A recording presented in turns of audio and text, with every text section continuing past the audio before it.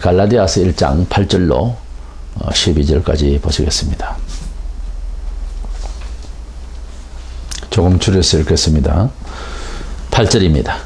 그러나 우리나 혹은 하늘로부터 온 천사라도 우리가 너희에게 전한 복음 외에 다른 복음을 전하면 저주를 받을지어다. 10절입니다. 이제 내가 사람들에게 좋게 하랴 하나님께 좋게 하랴 사람들에게 기쁨을 구하랴 내가 지금까지 사람들의 기쁨을 구하였다면 그리스도의 종이 아니니라.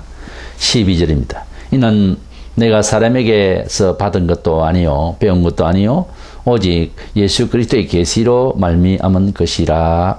아멘. 우리가 예수님을 믿으면서 사회 어느 분야에도 마찬가지지만은 정통과 또 그리고 세월이 흐르면서 변색이 되어서 다른 이설이 또 생길 수가 있는 것이 사실입니다. 우리 교회의 정통신앙에서 벗어난 이단 사상은 아예 처음부터 그렇게 생겼었습니다. 그것은 유대교라고 하는 종교 문화에서 새롭게 유대인들에게는 예수님께서 오심으로써 그들이 믿고 있던 신앙의 어떤 그 형상적인 신앙이 또 실체로 완성을 이루는 것인데도 불구하고 그들이 잘못된 유대교 자체가 변질이 되어 있었기 때문에 그러한 사회 속에서 예수님이 오셨기 때문에 예수님의 발언과 예수님의 사건 자체를 곡해하고 또 하나님을 같이 믿는다 하면서도 다르게 해석하는 이러한 상황 안에서 예수교가 이제 시작되었을 때에 자연히 예수교 안에 내부에서 문제가 야기될 수밖에 없는 그런 종교적인 그런 문화의 동기가 있었습니다. 또 이제 우리나라 같은 경우에는 예수교가 오기 전에 유교 불교가 이제 먼저 있었기 때문에 예수교를 이해하는 그 이해의 통로가 우선 기초적으로 다른 종교 사상이기 때문에 사람은 어쩔 수 없이 자기가 선택하고 주장하는 것이 근거 없이 그렇게 되는 것이 아니고 미리 지식을 쌓고 경험되어진 그러한 기초 위에서 판단을 하게 되지 않아요. 그러니까 아무 생각 없이 판단하는 경우는 없거든요. 그래서 우리나라의 그 민족성이라고 할까요? 그런 토대 위에서 예수교를 이해하려고 하는 그런 동기로서 많은 이단이 이렇게 생겼었습니다. 이러한 이단은 처음부터 성경적으로 보면 종말론적으로 볼 때에 말세까지 갑니다. 때문에 이 이단에 대해서 그냥 도외시할 수가 없고 이것을 경계하고 배척해야 되는 그런 준비가 있어야 하는 것입니다. 어쩌면 우리가 예수교를 받을 때에 뭐 다른 종교도 공통적으로 그렇게 준비가 돼야 되겠지만 특별히 절대적으로 두 가지 이상이 없는 그런 그 한 가지 이상이 없는 절대 이치의 진리를 받아들이고 그렇게 살겠다고 작정이 되어졌을 때는 여러 통로로 방식으로 살려고 하는 세상의 여러 삶의 방식이 우리 몸에 또는 사회 구조적으로 되어 있는 상황에서 절대 이치대로만 살려고 할 때는 어차피 많은 도전이 생긴 거죠. 그렇게 구도가 잡히는 거예요. 특별히 유일무이한 예수 그리스도의 구주성에 대해서 세상을 향해서 우리가 신앙생활을 하려고 하면은 아무래도 많은 도전을 받을 수밖에 없는 것입니다. 그리고 예수교에 반역을 하거나 또는 예수교에 대한 어떤 그 비슷한 생각으로서 미혹하는 이 영이 예수 믿는 자에게 또는 기독교의 전체에 이제 가만히 있다가 믿는 자 또는 믿는 사상에 대해서 미혹을 하는 이러한 무리가 일어나게 되는데 사실은 사탄이 그렇게 미혹하고 대적하게 역사하는 그 영에 사로잡힌 자들입니다. 이단이라고 하는 사람 자체는 그래서 마귀의 종노릇을 한다 이렇게 봐야 되겠죠. 본인은 자기의 사상이라고 말하지만 예수 그리스도 밖에 있는 모든 세상의 합리적인 과학적인 이 사회 문화 속에서의 주장마저도 사실은 가만히 두면 가만히 있겠지만 예수 그리스도의 사상을 가지고서 질문하게 되면 단순히 아니요라고 하는 차원에서 반대 의견을 넘어서서 핍박을 하게 됩니다. 원래. 그렇게 되니까 그 핍박의 원래 근거는 사탄이에요, 사실은. 사람이 의견을 절충하는 데 있어서 와가왈부 이렇게 토론을 성립하는 과정이 아니라 하나님이 있다 없다 이런 거, 지옥 천국 이런 얘기, 이것은 토론의 어떤 장을 열어서 이 합의에서 어떤 꼭지점을 마련할 수가 있는 부분이 아니에요.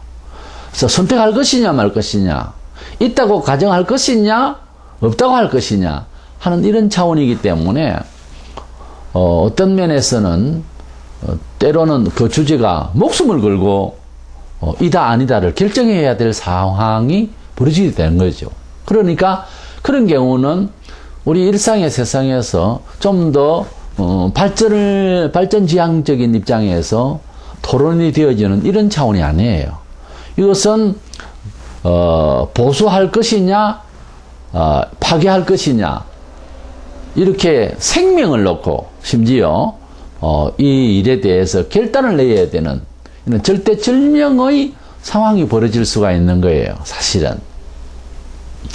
그래서 이러한 기독교의 그 진리의 성질상 범종교와 세상의 정신문화 세계와는 너무 다른 차원이다가 보니까 도전되는 상대들이 더 많은 거예요, 사실은. 그러니까 내가 예수님을 믿고 가는 과정에 있어서 이런 경계돼야 될 부분들이 이슬과 이단과 미혹되는 모든 사상들이 지식 정보 시대인 오늘의 시대에는, 과학의 시대인 이런 시대에는 더더구나 사실은 좀 힘든 세월입니다. 그렇지만 또 우리를 편하게 하시고 이 여러 가지 힘든 이러한 사상에 대해서 우리가 넉넉히 이길 수 있는 또 방안을 찾아야 되지 않겠어요? 그래서 오늘은 이단들을 어떻게 경계해야 되느냐, 왜 우리가 이단에 빠지는가 하는 이런 부분에 대해서 좀 소극적인 입장에서 상황을 이해하려고 합니다. 그리고 다음 주에는 이 이단을 알게 되었으니까 어떻게 배척할 것인가 하는 부분에서 두 번 연속 말씀을 나누고자 하는데, 오늘은 이단 사상을 경계하는 내용을 말씀을 나누고자 합니다. 우선 한국 교회사에 내가 하나님이다, 재림주다, 재림한 예수다, 뭐 이런 말을 한 사람이 약 40명 정도 되는 걸로 통계에 나와 있습니다. 그렇지만 이미 이제 우리나라에서 크게 이제 사회화되고 하고 있는 이런 이단들 몇 사람을 보면 이미 고인이 됐지만은 통일교회 문선명 씨, 그리고 천부교회 박태선, 그리고 지금 가장 교회 내부와 사회적으로도 문제가 되고 있는 신천지의 이만희 씨가 활동을 하고 있습니다.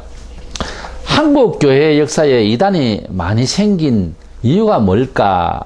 여러 종교사학자들과 사회인들이 이해할 때에 또 신학적으로 이해해 보면은 우리나라에는 기독교가 들어오기 전에 그 무당기 있는 그 샤머니즘의 그런 민족성이랄까요?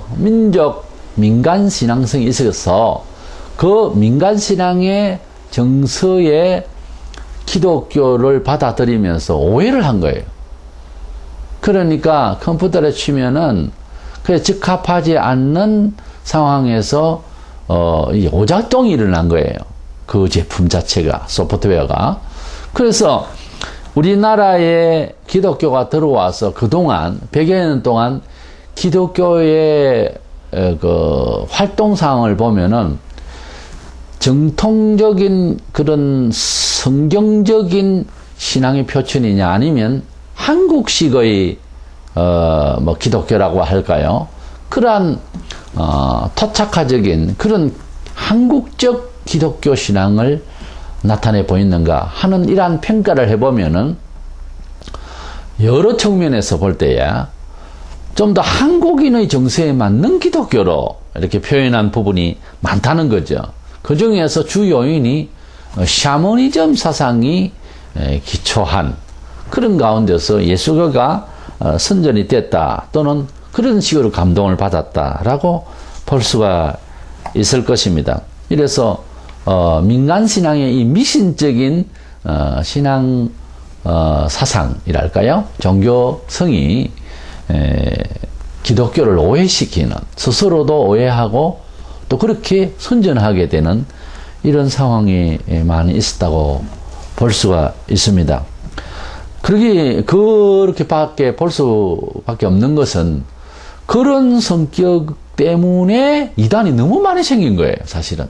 이단들이 가지고 있는 공통적인 그런 성격이 바로 한국인이 가지고 있는 특수한 그런 샤머니즘적인 성격이 있기 때문에 그런 성격으로서 자기를 신격화한다든가 또는 신비 이런 또는 흥분을 잘한 엑스타시한 이러한 샤먼들이 가지고 있는 그러한 성격으로서 하나님의 은혜와 역사다 이렇게 결부시키니까 처음에는 그것이 맞는 것 같았는데 이제 최근에는 그것도 아니었다라고 반성을 하거나 혹은 많은 비난을 받게 되는 상황에까지 온 거죠. 처음에는 비난할 내용이 아니라 오히려 사모하고 그렇게 닮으려고들 했었습니다. 우리나라의 최초 이단이라고 정죄한 사건은 1916년도에 김장호 목사라는 사람이 홍해의 기적에 대해서 설교를 할 때 이 홍해가 기적적으로 갈라진 것이 아니라 간조 현상으로 어떻게 말라진 자연 현상이라고 이렇게 성경을 자유 해석을 하는 상황에서 그는 이제 축출을 당하는 이런 상황이 벌어졌습니다. 그리고 1927년도에 이북의 원산 감리교회의 여성도인 유명하라는 사람이 자신에게 예수님이 임재했다. 요즘도 그런 사람이 가끔 있어요. 자기에게 예수가 그대로 왔다는 거예요. 임재했다 하고 거기에 같이 동의를 하고 함께 활동을 하는 김성도라고 하는 사람이 있었고 또 남한에는 김백문이라는 사람 그의 영향을 받은 문선명이가 있고 그리고 박태선 그리고 거기에 함께 동의한 영향을 받은 나운몽 씨가 있습니다. 용문산 기도원 수도원이라고도 하죠. 그래서 나운몽 장로가 있었죠. 나중에 목사라고도 했는데 이 나운몽 씨를 아주 그 한국교회의 거목으로 그렇게 초앙하였던 사람이 조용기 목사입니다. 그리고 1930년대에 평양신학교를 졸업한 백남주가 함께 가담을 하고 감리교 목사인 이호빈 그리고 이용도 목사가 이제 신비주의의 목사로서 큰 활동을 했습니다. 1933년 4월부터는 이용도 목사가 이렇게 이제 그 기도원 그리고 그 신비주의의 원산에서 자기가 이제 대표로 활동을 하기도 했습니다. 그리고 우리가 지금 잘 알고 그리고 영향을 받고 있는 신천지의 이만희의 계보를 보면은 1964년도에 김종규라고 하는 사람이 본명이 김용기 씨인데 호생기도원이라고 하는 기도원에서 자신이 친히 주님이라는 호칭을 받고 있었습니다. 우리가 그때 당시만 해도 많은 사람들이 특별한 뭐 신비로운 말을 한다든가 말을 잘 하거나 또 체격이나 얼굴에서 털이 나면 아주 그 자태에서 우리나라 사람들이 감성적이기 때문에 막 그런가 하고 그렇게 많이 추앙을 하는 그런 성격이 있었죠. 요즘이야 좀 많이 맑아졌습니다만은, 이 김종규 씨의 호생기도원에 누가 들어가서 큰 감동을 받게 되나 하면은, 신천지의 시조가 되는 이 장막성전의 초대 교주였던 유재열 씨가 가족과 함께 1964년도에 그 기도원에 들어가게 됩니다. 들어가서 있다가 김종규 씨의 이 호생기도원 원장이 윤리적인 어떤 사건이 있기 때문에 그 사람을 축출을 하고 유재열 씨가 장악을 했습니다. 그리고 장막성전이라고 이제 개명을 하게 되는 과정이 있습니다. 그리고 자신이 이제 하나님의 어린 양으로서 뭐 교주가 되기까지 하는, 그리고 하나님의 어린 양까지 되는 이런 상황이 벌어집니다. 그런 상황에서 있을 때에 전도관에, 박태선 씨의 전도관에 다니고 있던 신앙촌 출신의 이만희 씨가 1967년도에 유재열의 그 장막성전에 입교를 하게 됩니다. 들어가서 감동을 받고 재산을 다 이제 내놓고 했지만 이제 사기를 당했어요. 그래서 수년 후에 1980년도에 3월 13일에 천국이 이루어진다고 하던 그 백만본 씨의 주장이 빗나가기 때문에 이만희 씨가 상당히 그 충격을 받고 함께 이제 동의를 하고 함께 일하던 사람 중에 이러한 상황에서 그는 이제 이 장막성전에서 유재열 씨든 백만본 씨든 이런 사람들의 주장을 따르지 않기로 하고 나와서 안양시의 비산동의 신천지 중앙교회라고 하는 교회를 세우게 됩니다. 그러자 이제 1980년대 이런 와중에서 유재열 씨는 일선에서 물러나고 이제 미국으로 갑니다.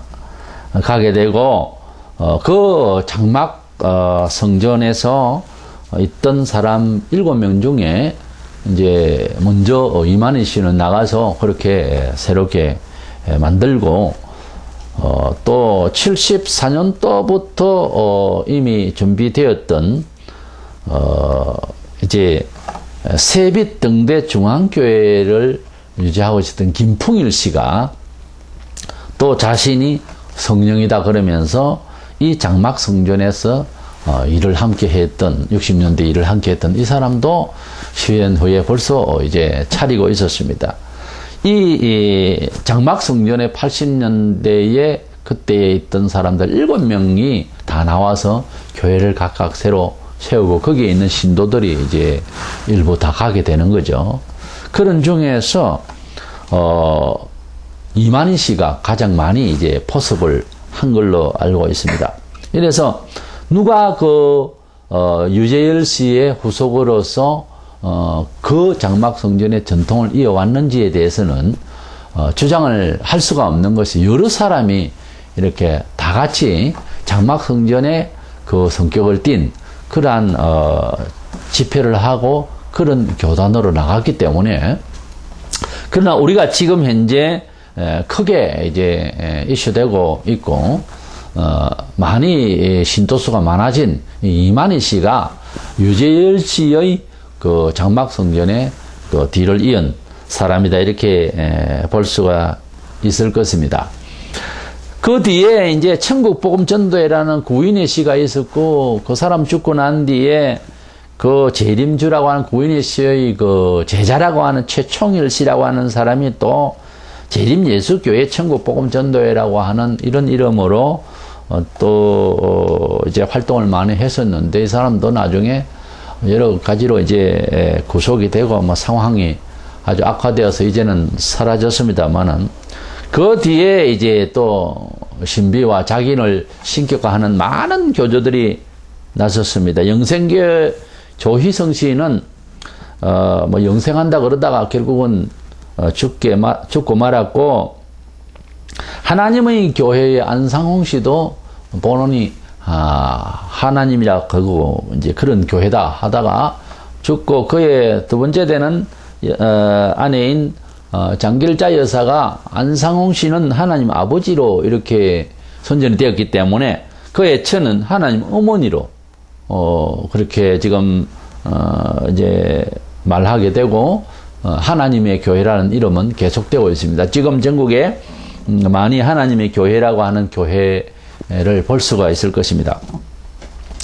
그간에 이제 많은 교주가 있었습니다만은 우리 한국에서 제일 지금 그 정통교회에서의 골치를 앓고 있는 사람은 역시 그 정명석 씨라고 JMS라고 하는 이 정명석 씨의 교단이 이제 거의 지금 그래도 아직까지 그들은 활동을 하고 있습니다만은 그게 사회적으로 머리를 일으키다가 지금 제일 많이 이제 교회에 악이 되는 또 사회에 많은 문제를 일으키는 신천지의 이만희 씨가 지금 활동을 많이 하고 있는데 사실은 또 이들도 이만희 씨가 죽게 되거나 하면 거기에서 또 이제 소수의 어떤 이제 분파가 나눠져서 또 이단이 또 가지를 쳐서 또 생기겠죠. 뭐 다르게 얘기를 한다든가 뭐 안 죽는다고 하는 사람이 죽게 되면 다분히 또 다른 식으로 사실은 뭐 그 나물에 그 밥이겠지만은 그 이단에 빠진 사람들은 재산을 또는 가정이 뭐 파괴가 된다든가 이러한 많은 사연이 생기게 됩니다. 이러다 보니까 나오지도 못하고 들어가지도 못하고 이런 상황이 되니까 그들은 거기에서 그저 뭐 자기 재산 문제도 있고 하니까 완전히 돌아서기가 힘든 거예요. 뭐 교주가 되든지 기왕이면 뭐 이래서 자꾸 생기는 거예요. 사실은 많은 그 이단이 지금 뭐 나라에서 또는 교회 사회에서 통계 자료 이상으로 많은 이단들이 사실은 있습니다. 이러한 한국 교회에 소종류의 이단들이 있다 보니까 우리 교회 생활을 정상적으로 하려고 하는 이 보통 정통교회 생활 중에도 뭐 쉽사리 우리가 만날 수가 있는 거예요. 미혹을 받을 수도 있고 접해질 수가 있는 상황들이 많아요. 그러다 보니까 우리가 이들을 경계하고 이들을 잘 판단해서 우리 신앙을 좀 더 굳게 해야 되는 이런 숙제가 이제 생기게 된 거죠. 요한일서 4장 1절에 보면 사랑하는 자들아 영을 다 믿지 말고 오직 영들이 하나님께 속하였나 분별하라. 많은 거짓 선지자가 세상에 나왔음이라 그랬습니다. 이것은 사실 뭐 2000년 전의 이야기인데 그때 당시에도 많은 거짓 선지자가 나타났다 그랬습니다. 본래 이제 신기하고 그리고 아주 유용한 어떤 상품이 하나 개발되거나 또 좋다라고 하는 이런 어떤 뭐 건강식품이나 뭐가 이제 발명이 되거나 하면은 꼭 보면은 이제 짝퉁이 생기는 거죠. 그래가지고 짝퉁이 더 빛깔이 좋고 모양새가 좋아서 사람들이 미혹을 당하는 거죠. 그와 같은 겁니다. 진리가 너무도 귀중하고 좋기 때문에 그 진리를 흉내내는 주변에 이단, 이슬 이런 것들이 생길 수밖에 없다는 거예요. 충분히 우리는 상식적으로도 우리가 가정할 수밖에 없는 거예요. 왜냐하면 기독교 2000년 역사 동안에 참된 기독교도 있지만 지금도 현존하는 많은 십자가를 걸고 있는 교회 사회에도 수많은 종파가 있는데 하나님의 아들 예수 그리스도를 통하여서 참된 진리를 전파하고 그 진리 안에서 우리가 혜택을 입고 구원의 확신을 가지고 살고 있는 많은 성도들도 있지만 엉뚱하게 오해를 하고 있는 이단에 빠져 있거나 또는 멀쩡한 뭐 교단인 것 같은데 이상한 목사가 잘못 가르쳐 가지고 교회 생활이 아주 지금 잘못되고 있는 것을 스스로 알지 못하고 있는 이런 사람도 숱하게 있다고 보는 것입니다. 그리고 명성이 있는 인지도가 높은 이런 교회나 목사의 그 교회를 찾아가면 공헌이 있는가 이런 아주 그 우리나라 아주 그 없어지지 않은 민족 정신 그 어떤 샤머니즘적인 그런 미신 신앙 때문에 소위 그 아직도 교회에 대해서 인식을 그런 식으로 하는 거예요. 우리가 이러한 지식 시대에 좀 더 자기 자신의 정신 구조를 좀 들여다볼 수 있는 노력이 필요한 거예요, 사실은. 그냥 공상맞게 그냥 누구만 따라가던 그런 시절이 아닙니다. 그래서 이러한 과학 시대에, 이런 지식 시대에 그저 우리 영혼의 미래와 우리의 삶 자체의 그 중심에 종교라는 것을 들인 사람이 아무 생각 없이 뭐 소문대로만 따라간다면 이것은 정말 속빈 강정이고 조심해야 될 상황이죠. 우리를 좀 더 스스로에게 충실할 수 있는 신앙자 생활을 해야 되겠습니다. 그렇다면은 우리가 이 이단 사상을 경계하면서 편안하게 그리스도인으로서의 삶을 우리가 살기 위해서는 첫 번째로는 복음을 들을 때에 바른 복음을 들으려고 해야 된다는 것입니다. 그러니까 이단에 빠진 사람은 잘못된 사상을 들은 거예요.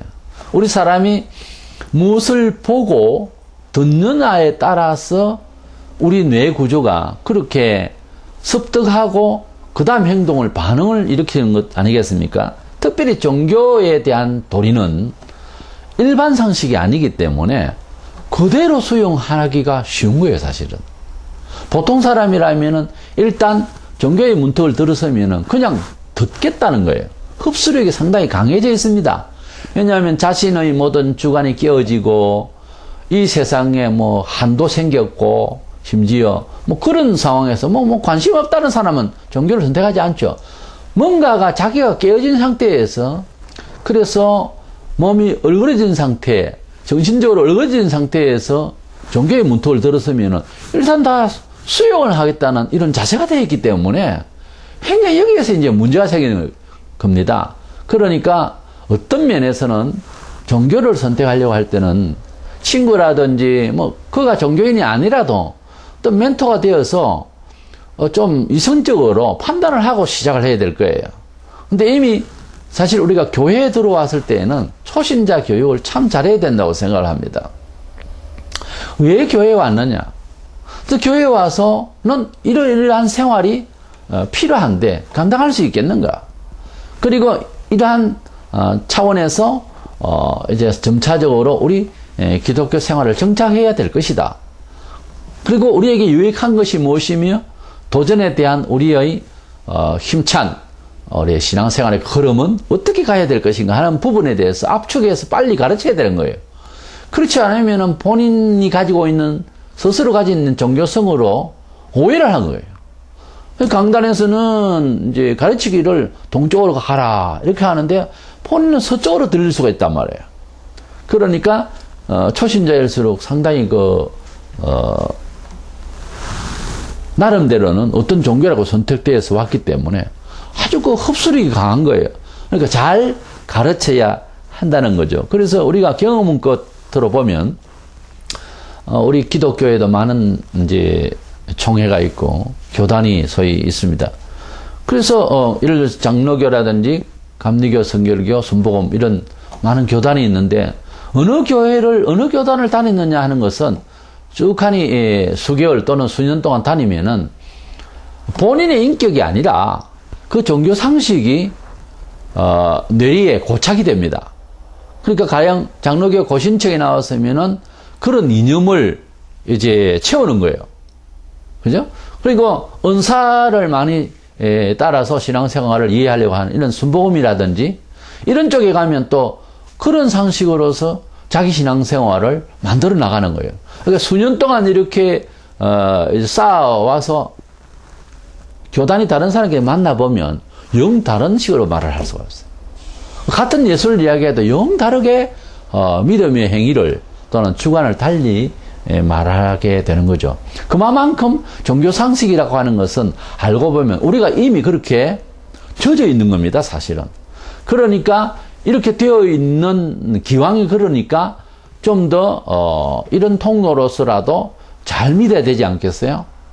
그래서 처음부터 복음을 정통복음을 들어야 되는 거예요. 잘 들어서 우리에게 채워야 되고 혹시 잘못 들어버린 것이 있다면 빨리 교정해야 되는 거예요.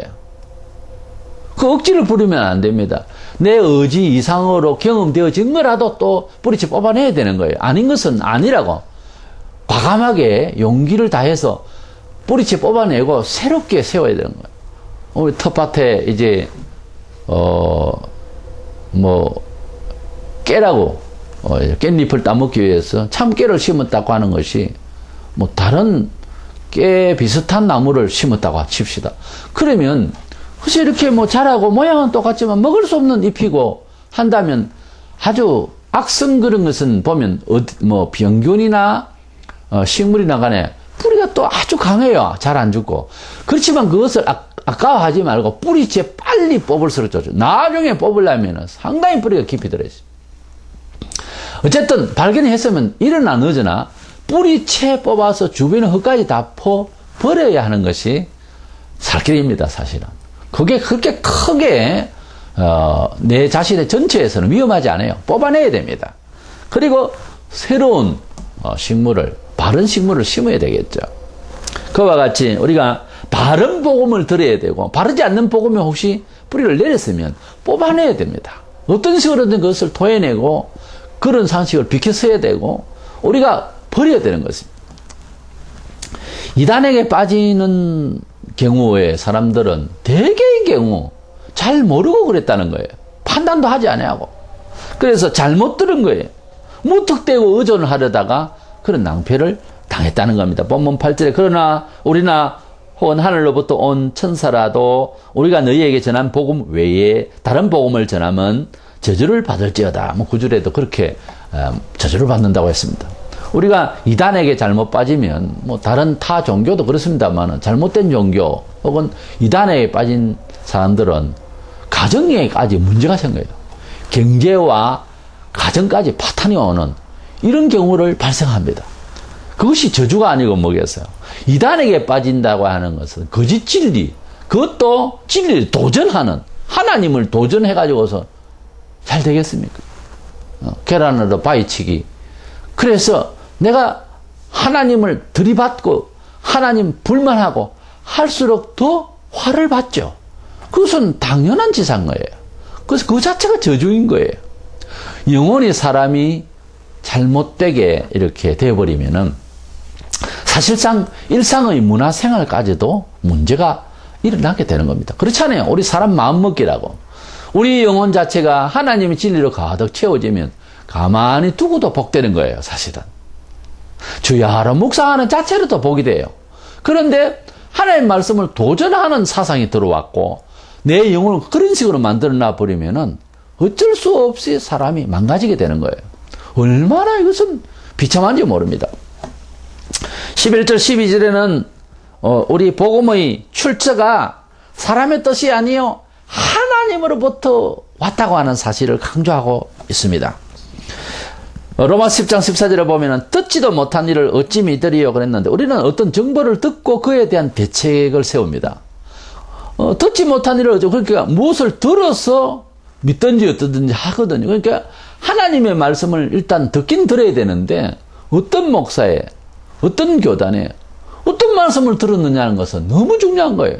대중 없이 들으면 우리가 종교 상식이라고 하는 것은 다시 말씀드리지만은 흡수력이 굉장히 강해요. 그러니까 그 말씀을 어디서 듣느냐 하는 것은 또 어떤 말을 듣느냐 하는 것은 대단히 중요한 거예요. 그렇기 때문에 우리가 교회사에 이미 들어섰고 신앙생활 하는 사람으로서는 많은 사람들의 이제 교훈을 그리고 많은 사람들의 그런 충고를 잘 들어야 되고 또 스스로도 여러 교단 중에 이 목사와 이 교회는 어떤 사상을 지니는가를 좀 생각해 가면서 말씀을 들어야 됩니다. 아무리 평판해 좋아도 일부에서는 아주 또 비난할 수가 있는데 꼭 이단이 비난하는 것이 아니라 그래서 좀 더 신빙성이 있고 공정성이 있는 이런 그 자기 신앙의 그 상황 자체를 구축을 해놔야 되는 거예요. 그래야 안전하지. 뭐 별의별 목사가 다 있으니까요. 고린도서 11장 4절에 보면 만일 누가 가서 우리가 전파하지 아니한 다른 예수를 전파하거나 혹은 너희가 받지 아니한 다른 영을 받게 하거나 혹은 너희가 받지 아니한 다른 복음을 받게 할 때 그런 말이 있습니다. 다른 것이 있다는 거죠. 교회사에서 뭐 목사면은 다 같은 목사가 아니고 여러 유형의 그런 목사들이 있습니다. 혹은 같은 교단에 나와서도 딴소리를 하는 사람이 있습니다.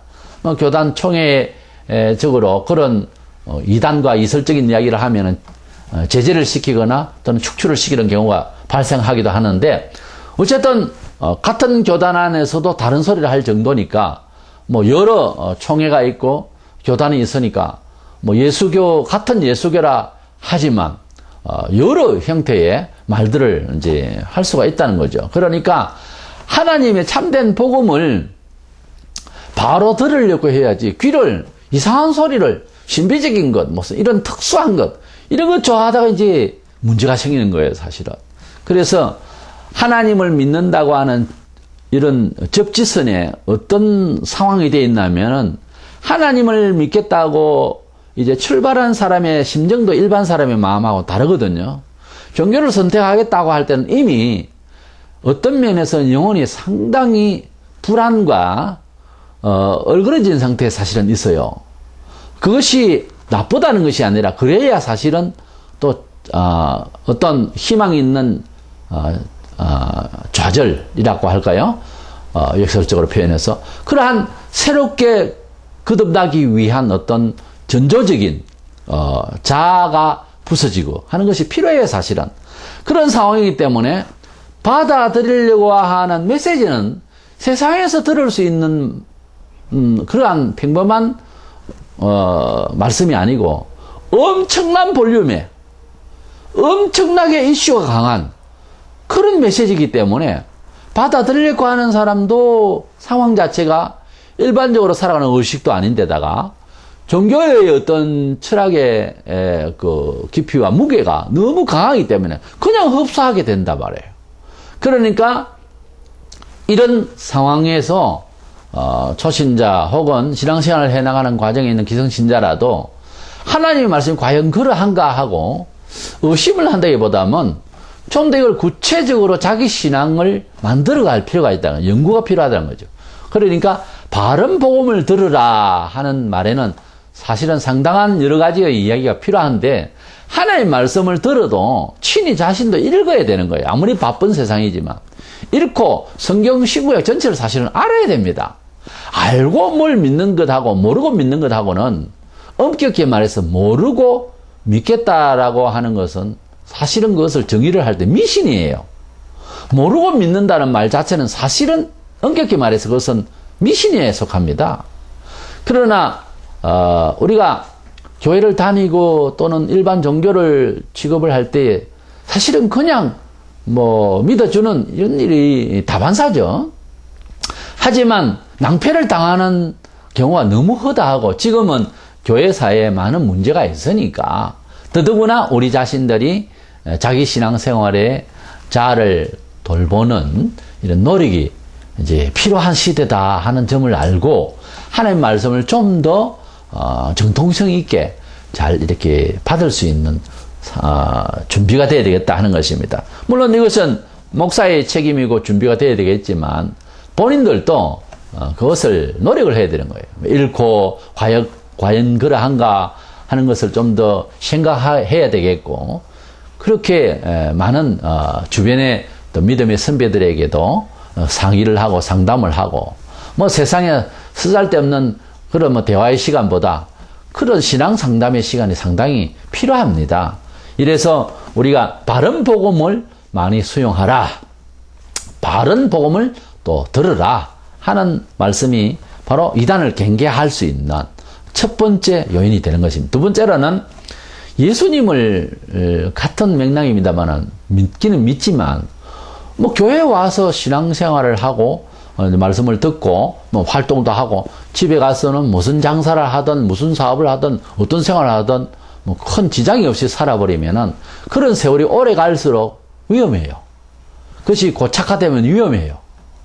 우리가 예수님을 믿긴 하지만 세상에서 뭐 집을 사거나 직장을 바꾸거나 또는 사업을 새로 하거나 뭐 자식을 어떤 뭐 진로를 위해서 개척을 하거나 뭐 여러 가지의 어떤 일을 놓고 얼마나 심사숙고합니까? 그런데 왜 예수 믿는 데 대해서는 깊이 생각을 안 해요? 내 생애를 걸고 사후의 세계까지 영원한 것을 바라보면서 엄청난 숙제를 가지고 이렇게 예수님을 만났는데 이 예수님을 믿으면서 왜 그렇게 깊이가 없습니까? 교회에 왔다 갔다만 한다고 해서 신앙생활을 하는 것도 아닙니다. 예수님을 믿어도 예수님을 깊이 생각하면서 믿으라는 거예요. 이런 많은 지식 정보시대의 과학시대라고 하면서 신앙생활은 너무 사람들이 깊이가 없어요. 생각이 그렇게 없는 거예요. 그럼 뭐 좀 더 깊이 따지고 좀 더 내용을 깊이 하려고 하면은 뭐 골치 아프다 그러고 뭐 이런 식으로 생각하면은 그건 신앙생활 잘하는 거 아닙니다. 상당히 위험한 거예요. 그러다가 이단에 빠진단 말이에요. 그러다가 오늘 주제는 이단을 경계하는 뭐 소극적인 측면에서 어떻게 하면 경계할 것인가 자신을 잘 갖추라는 거예요. 자신의 신앙을. 그걸 위해서 예수님을 좀 더 깊이 생각하는 사람이 되라는 거예요. 한국교회는 너무 감성적이고요. 그리고 대중적이에요. 동네 사람들이 우르르 가면 왜 가는지도 모르고 그냥 갑니다. 바쁜 일도 있는데. 그런 성격이 있어요. 그리고 월드컵 할 때도 전 국민이 들썩들썩 했습니다. 대한민국 그러면서. 그러고 나는데 끝나고 나면 축구에 대해서 그렇게 뭐 관심을 가지는 것도 아니에요. 이런 어떤, 대중적 군중 심리가 그때 그 영국 기자가 그랬습니까? 아주 특별한 민족성이라고. 한국에서만 볼 수 있는 세계 어디에도 취재를 하면서도 이런 일은 없었다고. 우리 한국 사람들이 가지고 있는 기질이 그런 게 있어요.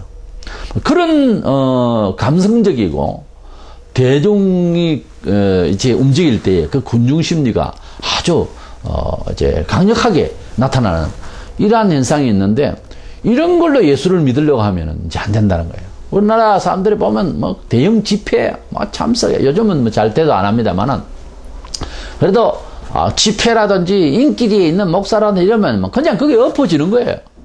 이런 감성적인 것 때문에 잃어버리는 것이 많다는 거죠. 사도행전 17장 23절에 보면은 그때 당시에도 그런 사람들이 아테네에 바울이 가서 보니까 알지 못하는 신에게 이런 위패를 봤어요. 알지도 못하는 신에게 뭘 어떻게 했다는 거예요. 뭐 그런 식이에요. 별 관심도 없이 그냥 뭐 감성적으로 그냥 탐닉을 하고 거기에 뭐 침몰하는 이런 식의 신앙생활. 이게 이제 신비주의고 이게 이제 망하는 징조입니다. 에베소 1장 17절에 보면 바울이 그래서 아버지께서 지혜와 계시의 영을 너희에게 주사 하나님을 알게 하시고 그 모르는 신에게 기도하고 물질을 바치고 알지도 못하면서 신앙생활을 한답시고 그건 아니에요. 알지 못하고 11조가 감사하는 게 아닙니다. 알지도 못하고 듣고 일단 긍정은 해야지 대중 없이 하는 이런 감사와 대중 없이 그저 뭐 찬양하고 떠들고 하는 것은 이건 아니에요. 이건 하나님의 뜻이 아닙니다. 데살로니가 후서 2장 3절에 누가 어떻게 하여도 너희가 미혹이 되지 말라고. 제발 미혹되지 말라고. 기독교의 종교는 물론 초월되신 하나님을 믿고 또 지상에서 있을 수 없는 그런 비합리성을 띤 여러 교훈들이 있습니다. 그것을 이제 결국 이해할 수 없기 때문에 믿는다는 말도 생겨났습니다만은 물론 그렇지만 그럼에도 불구하고 기독교는 다른 모든 종교와 다르게 굉장히 문화화하고 역사화하고 상식화합니다. 우리가 잃어버린 상식을 도로 채우는 그런 종교예요, 사실은. 그래서 신학 과정에 설교학이 있는데 설교학의 그 과목에 꼭 그 내용에서 가능한 합리적으로 설명을 하라는 뜻이 있어요. 그렇게 가르칩니다. 가능한 알아듣지 못하는 말로서 미혹을 하지 말고 가능한 그 정당성을 부여해라는 거예요. 합당함을 잘 설명해라는 거예요. 그것이 설교입니다, 사실은.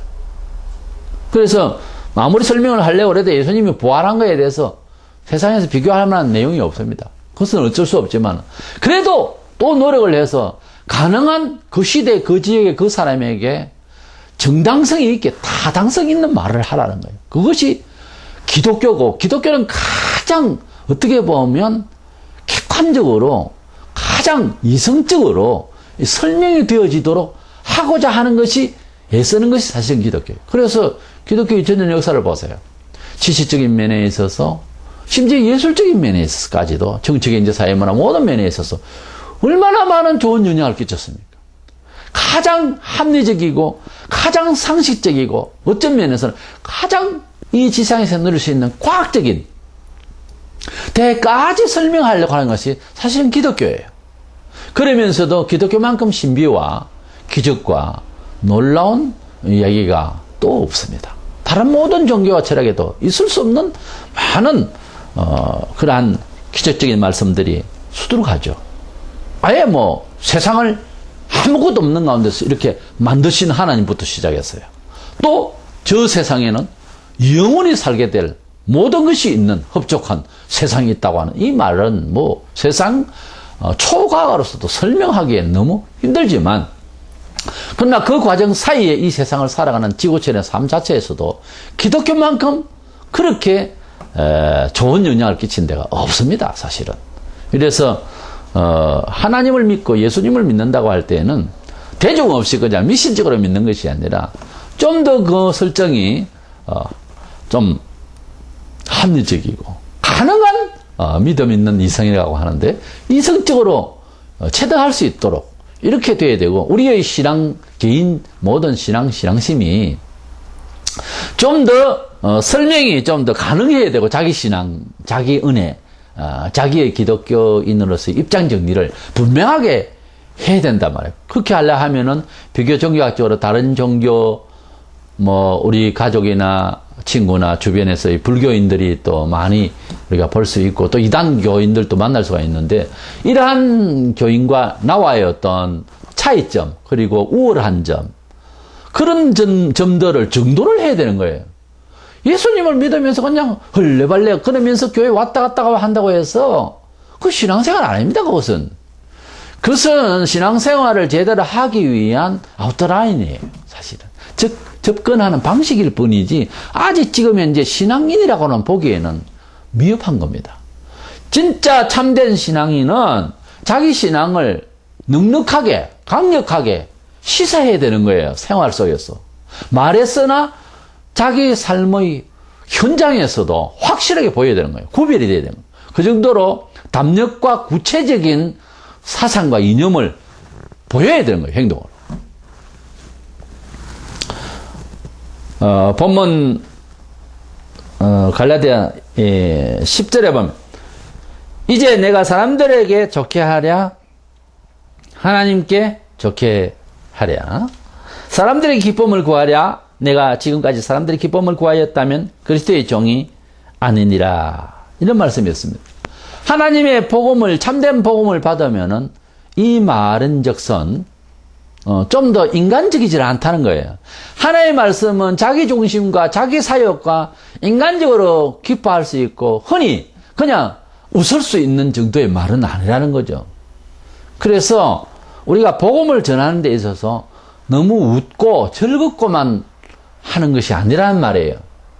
사실은 굉장히 심각한 거죠. 우리가 세상에서 살아가는 일상적인 철학, 일상적인 의식 구조를 변화시키는 과정에 있어서 메시지를 들을 때에 좀 더 심사숙고하는 시간이 되어야 되는 것이 지당하고요.